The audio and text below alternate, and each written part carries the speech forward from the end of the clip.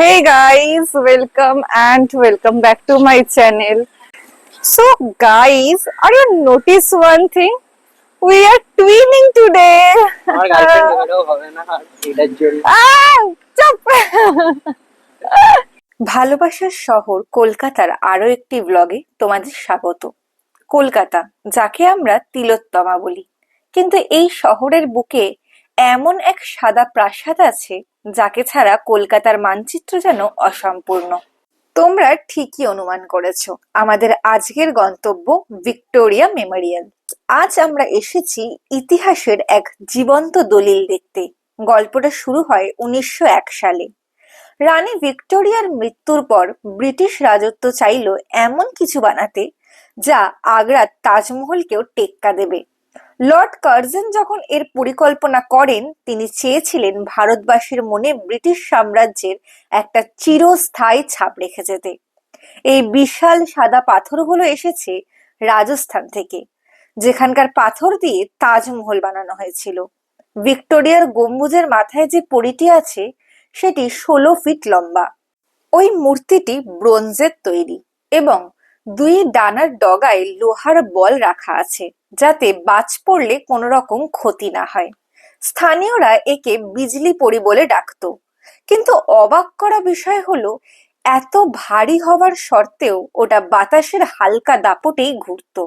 ভেতরের 25টি গ্যালারি যেন এক একটা টাইম মেশিন। রয়্যাল গ্যালারি থেকে শুরু করে ক্যালকাটা গ্যালারি, সবই আপনাকে সেই 1800 থেকে 1900 শতকে নিয়ে যাবে। সেখানে আপনি দেখতে পারেন রানী ভিক্টোরিয়ার ব্যবহৃত পিয়ানো, তার পড়ার টেবিল এবং সেই আমলের বিশাল সব তৈলচিত্র। বিশেষ করে থমাস ড্যানিয়েলের আঁকা কলকাতার সেই পুরনো ছবিগুলো দেখে বুঝবেন আমাদের শহরটা 100 বছর আগে কেরাম ছিল এবং 100 বছরে এই শহরটা কতটা বদলেছে। মিউজিয়াম থেকে বেরিয়ে আছে 64 একর জায়গা জুড়ে বাগান। জানেন কি, ভিক্টোরিয়ার এই বাগানে ব্রিটিশ আমলে ভারতীয়দের ঢুকতে অনেক বাধা ছিল, অথচ আজ এখানে বাচ্চা থেকে বুড়ো, প্রেমিক প্রেমিকা থেকে টুরিস্ট সবাই একই সাথে একইভাবে প্রকৃতির আনন্দ নেয়।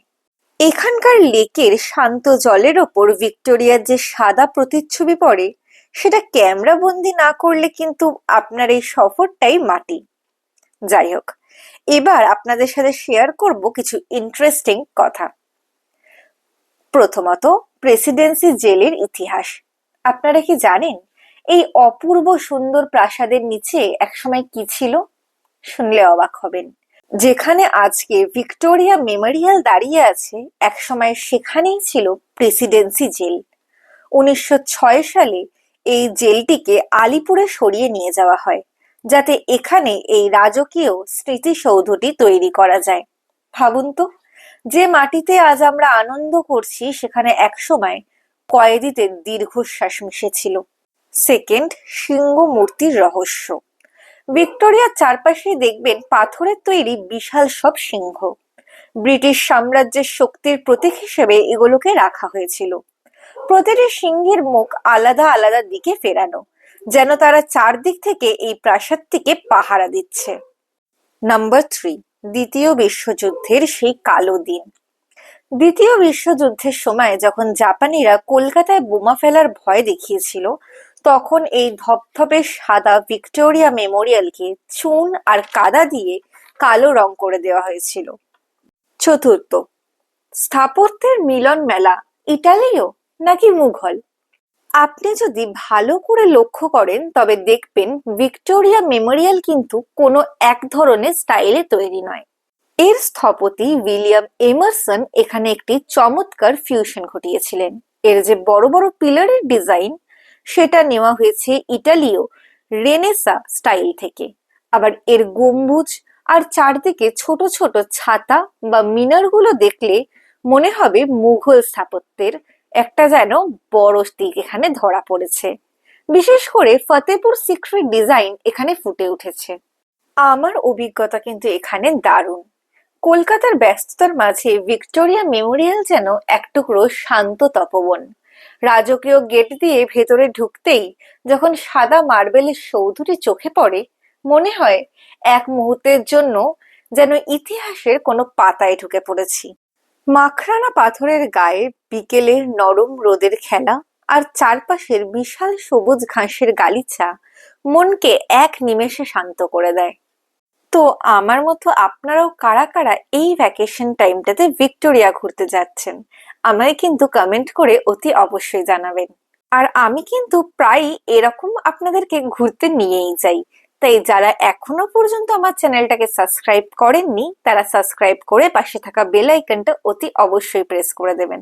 ভিক্টোরিয়ার কিন্তু ঠিক পাশেই এর এই জায়গাটা, এখান দিয়ে আপনারা টিকিট কেটে নেবেন, ঠিক আছে? এখানে দেখে নিন, এখান দিয়ে আপনারা টিকিট কাটবেন। আর এই যে ভিক্টোরিয়া, ভিক্টোরিয়া তোমাদের এতক্ষণ দেখালাম, এরপরে তার পাশেই কিন্তু ভিক্টোরিয়ার পাশেই হলো হচ্ছে ময়দান। তো ময়দানে বসে কিন্তু তোমরা নিজেদের মতো খানিকটা টাইম স্পেন্ড করতে পারো, নিজের পছন্দের মানুষের সাথে বসে আড্ডা দিতে পারো, অথবা নিজের ফ্যামিলির সাথেও আসতে পারো। স্যাডলি আমরা যেদিন ময়দান গেছিলাম সেদিনকে বৃষ্টি হওয়ার কারণে ময়দানের মাটিটা কিন্তু পুরোপুরি ভিজে ছিল। তবে এই ভিজে মাটিতেও অনেকে ফুটবল খেলছিল, বেশ ভালো লাগছিল সেটা দেখতে। বাট সেইভাবে লোকজন মাটিতে বসেছিল না বা বসতে পারছিল না পরিস্থিতির জন্য। কিন্তু এই শীতকালটায় কিন্তু এরকম বৃষ্টি হওয়ার খুব একটা চান্সেস নেই। আর যদি বৃষ্টি না হয়, একবার তোমরা বুঝতে পারছো ময়দানে এরকম একটা মাঠে বসে সানসেট দেখা, বন্ধুদের সাথে আড্ডা মারা বা ব্যাডমিন্টন খেলা কতটা দারুণ হতে পারে, কতটা ভালো একটা এক্সপিরিয়েন্স। তো তোমাদেরকে বললামই যে আমরা যেদিনকে গেছিলাম সেদিনকে হয়েছিল বৃষ্টি, আর বৃষ্টিতে সবচেয়ে ভালো কি লাগে বলতো? হ্যাঁ, বৃষ্টিতে সবচেয়ে ভালো লাগে চা খেতে। তো আমরা তাই জন্য দুজনে 2 কাপ চা খেয়ে নিয়েছিলাম গরম গরম, আর এবার চলে গেছিলাম মেট্রো স্টেশনে। সো মেট্রো ধরে আমাদের যেতে হবে বেশ কয়েকটা স্টেশন, মানে আমি গিয়ে নামবো বড়নগর রোড স্টেশনে, যেটাকে অনেকে ডানলপ বলেও চেনো। তো বড়নগর রোডে আমরা নেমে গেছি, এবার এখান দিয়ে অটো ধরবো, অটো ধরে বাড়ি যাব। তো আমাদের আজকের ভিডিওটি আপনাদের কেমন লেগেছে সেটা আমাকে অবশ্যই কমেন্ট সেকশনে জানাবেন। কলকাতার কোন কোন জায়গা আপনারা ঘুরে দেখতে চান সেটাও আমায় কমেন্ট করে জানাবেন, আমি ট্রাই করবো তার উপর একটা ব্লগ তৈরি করার। এন্ড যদি আজকের ভিডিওটা আপনাদের ভালো লেগে থাকে তাহলে লাইক, কমেন্ট এন্ড শেয়ার করবেন ভিডিওটাকে, সাবস্ক্রাইব করে পাশে থাকা বেল আইকনটা প্রেস করে দেবেন। আমি খুব তাড়াতাড়ি আবার ফিরে আসবো নতুন একটি ভিডিওর সঙ্গে। ততক্ষণ stay safe, stay happy. I love you all of you guys. Bye.